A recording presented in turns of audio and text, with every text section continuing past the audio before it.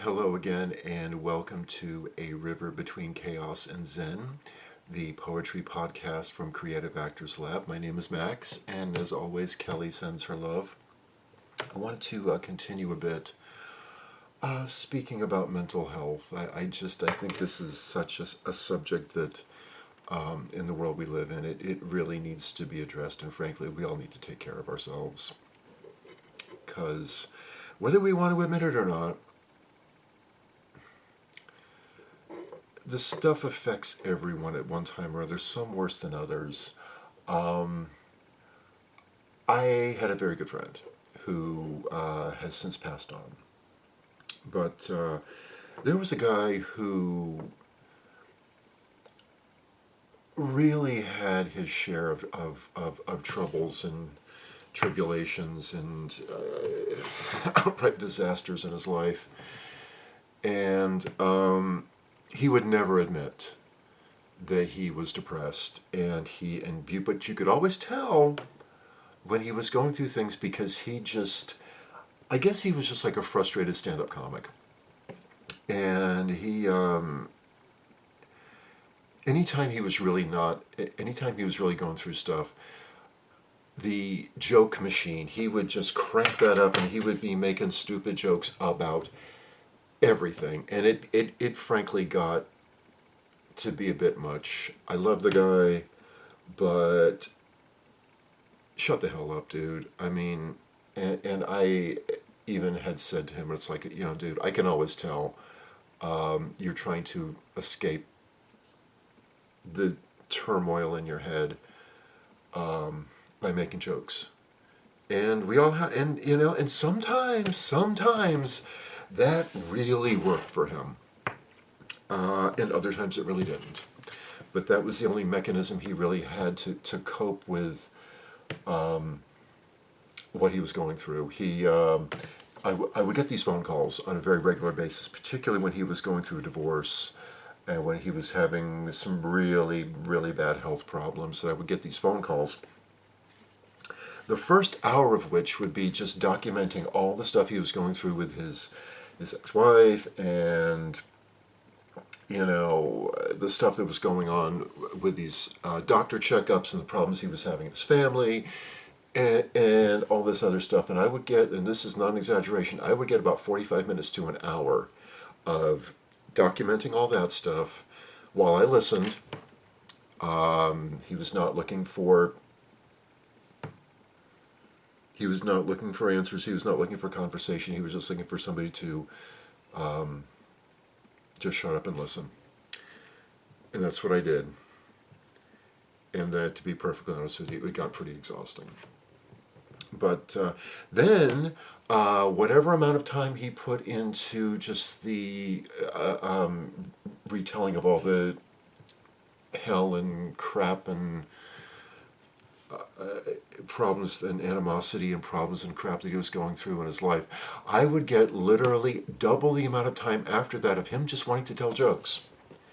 And or just recounting about how he had talked about, something had happened, and he said this, and something was happening, and he made a joke to the person, and they were cracking up about it. And it was his way of trying to heal himself. And he's been gone for a few years now, and he and I, to be honest with you, had a pretty bad falling out that never really got repaired. But, he would tell me about, one of his kids, his daughter, would get very depressed, and it's like, and it's like, one of the things was, well, my daughter doesn't want to speak to me. I was like, well, why is that? Oh, she says she's depressed, and I tell her to snap out of it. She doesn't snap out of it, and I ask, what's wrong with her? And I just remember saying to him, and he was just, at one point he was just retelling me, his daughter came to him and said that she was depressed, and he responded, I don't remember specifically how, but it was this very, it was condescending, dismissive, and he tried to make a joke out of everything, and now she doesn't want to talk to him anymore. And I remember saying to him words to the effect of, I don't blame her. I mean, your daughter comes to you and she says that, and you respond with whatever the fuck that was, this unfeeling, uncaring, dismissive, I'm going to make light of everything that you're going through, and you're supposed to snap out of it. Fuck you, dude. Jesus fucking Christ. How dare you speak to your daughter that way? And then I said to him, you know, I get depressed all the time. And I got the, you get depressed? No, you don't get yes, I do, dude. I've lived with this shit my entire life, okay? I've lived with depression, anxiety. I mean, I've been diagnosed as borderline OCD and CPTSD and all this stuff. And he's like, but you have all this energy and you're so positive and you're so smart and you're so this and that and lucid and well-spoken and blah, blah, blah, blah, blah, blah, blah. And it's like, dude, that's what it's like on the outside. What's going on the inside sometimes is I'm struggling just as much as anybody. And I can't make jokes about it because there's sometimes the humor really works for you. Sometimes it does, and then sometimes it really doesn't, and then sometimes you just got to let it out. And sometimes crying is the most cathartic thing you can do. But I wrote this poem. I have two things I wanted to share specifically, but these are two of my poems that I wrote. The first one I wrote many years ago when I was going through a pretty bad bout of depression and anxiety and other mental health fuckery, and I was trying to make a joke of it myself. And in this instance, I think it helped. And the poem's called "I've Got the Blues," and that basically comes from my love of the Mississippi Delta blues players. And I've loved blues music my entire life, but particularly those guys, the Robert Johnson, Son House, Muddy Waters, Little Walter, the Memphis Minnie McCoy, people like, the people like that, because they were really pouring out their heart and soul, and they had nothing other than their voice and their words and probably a cheap ass guitar and a harmonica, and that was their medicine.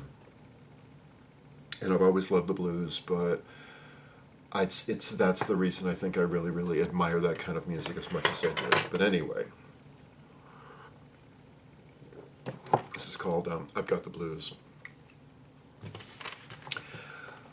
I've got the blues. Do you hear what I've said? I've got the blues and would be better off dead.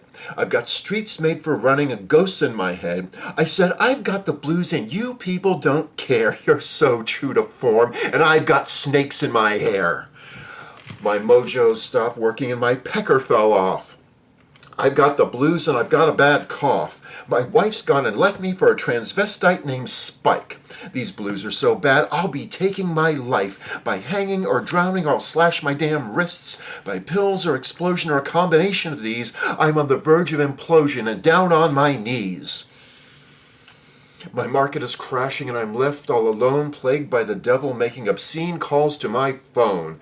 I hate my life in this hand of cards. I've got the blues. It's exceedingly hard. I can't make a living and I can't get ahead. I've got the blues. What more can be said? I've got a bad case of the egg-sucking, dog-kicking, down on my luck, pack up my suitcase and go fuck a duck blues that are hung by the chimney with care, fueled by cheap wine and funded by welfare. I'm the original Negro and you can kiss my white ass, 'cause these blues know no boundary of race, creed, or class. I'm dining on scorpions down by the river, waiting for he who has forsaken me to arrive and deliver. But these blues are as thick as pea soup in winter, and the big man ain't coming. It's his nose that he's thumbing at me and all my descendants. I've got the blues, and you think you've got it bad? In this apartment of pain, I'm the only tenant, kicked in the nuts by my mom and my dad before the doc cut the cord I couldn't pay my rent. I've manufactured these blues, and I keep them well hung. They keep me from putting on airs. All this death, doom, and destruction have a divine function to keep me acutely aware of the hills and the valleys on this roller coaster flow. When I stick in my thumb and pull out a plum and think I have nowhere to go, so don't tell me your worries. I've enough of my own. I've got the blues, and it's a full-time occupation to embody this depression and procrastination. The weight of the world is getting obese, and this ironclad contract has no clause for release. And though I've got the blues, don't count me out. I'm the world's foremost expert on denial and doubt. And one of these days, when they're all dropping bombs, I'll be safe in my blues when the world's dead and gone.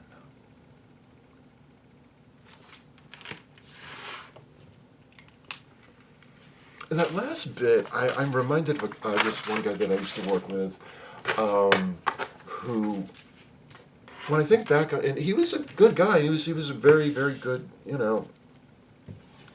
very, very, very smart guy. Very, basically a good guy. And he was very intelligent. But I don't think he ever had one positive thing to say about anything, and everything sucked, and everything in the world was terrible, and everybody was shit, and fuck these people, and it was just terrible. And he was described as a ray of fucking sunshine. And I worked side by side, shoulder to shoulder with this guy for a couple of years.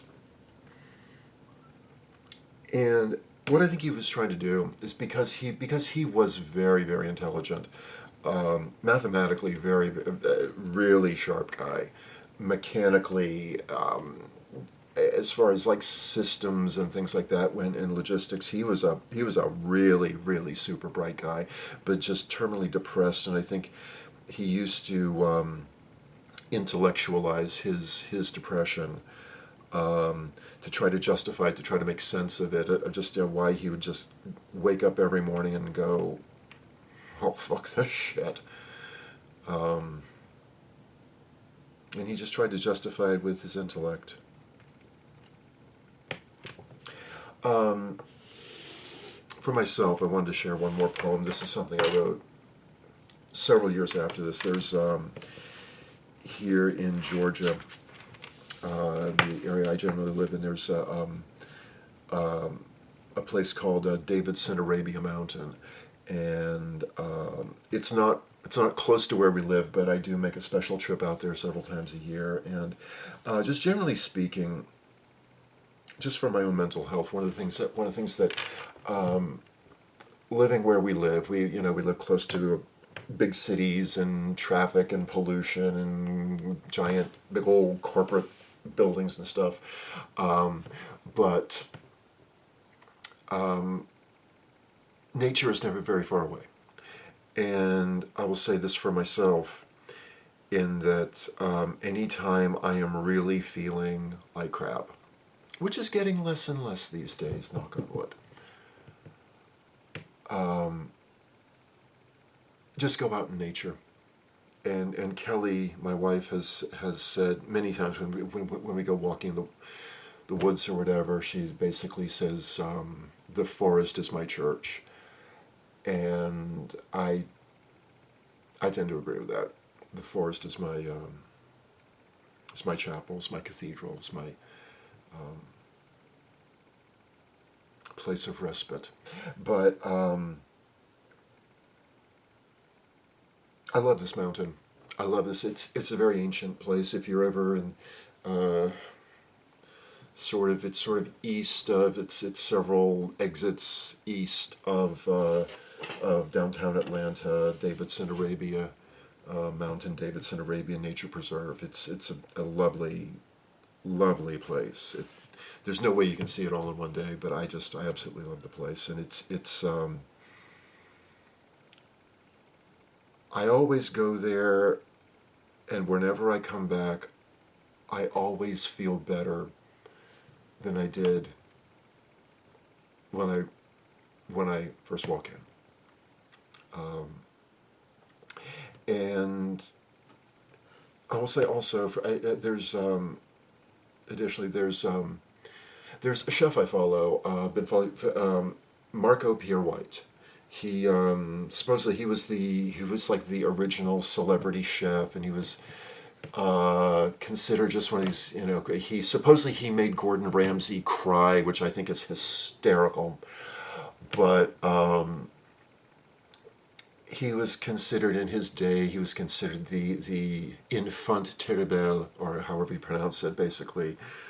Just a crazy madman of a chef. And when he was much younger, and now as he's gotten older, you can find him on YouTube. He did a bunch of stuff for the BBC and master classes and things like that. And now, when you watch Marco Pierre White, he's got this very soft baritone, proper accent, and everything is very soft and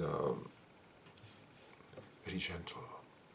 And somebody who comes from all that craziness, he just, a lot of the comments you read about him is like, now he's like the Zen master, teaching you how to make beef bourguignon and pomme fondant and all these other lovely old French recipes that I love so much. But he was talking about how, and he's got a great story. If just as somebody who spent couple of decades working in other people's kitchens,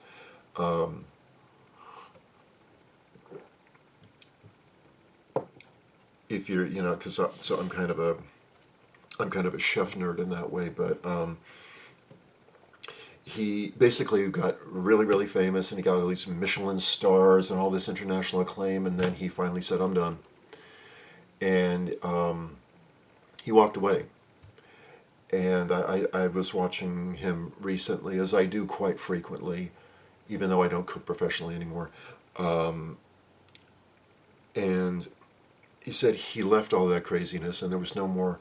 He said, "I'm only going to cook for my family and friends, and there's no more pressure, and I can do this purely out of love." And he said, he said when he left the kitchen. When he left the stove, and they said, I left my stove and I missed her very, very much. But he said, I was unemployed, I was unemployable, and he said, I did what I did when I was a small boy, and I went out into nature. And that's where he said he regained his, I don't know what you want to call it, his presence of mind, his center, his zen, whatever you want to call it. But I know how that feels, for whatever it's worth. And I wrote this poem about one day when I came back from Davidson, Arabian Mountain. And it's called The Mountain, go figure. It goes like this.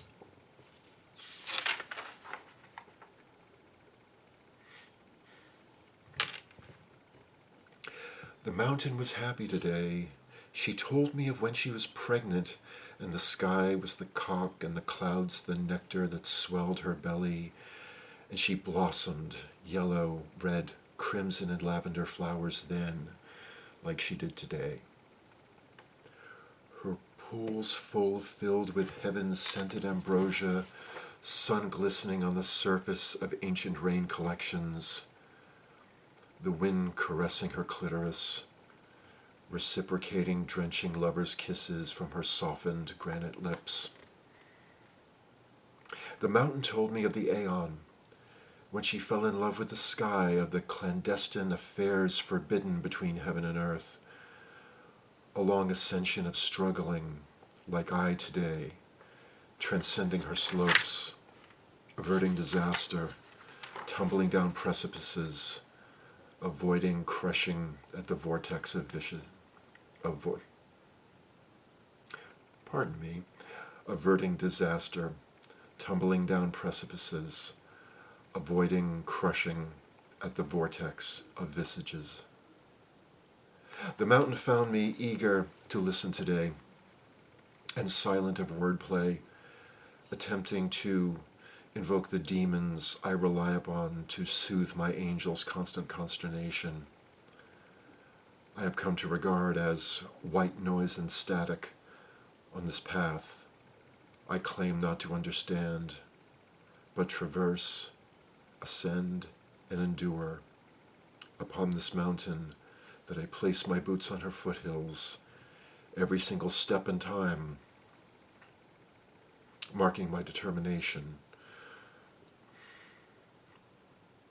to overcome myself and become, like this mountain, ever pregnant and resolute, to reside above the bondage and converge with the cities of the unscarred sky.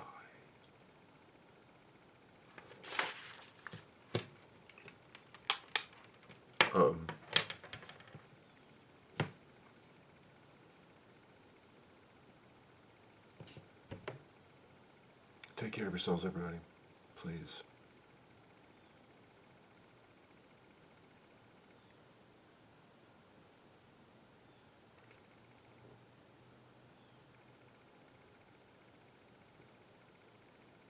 Take care of yourselves. We need you and we need each other.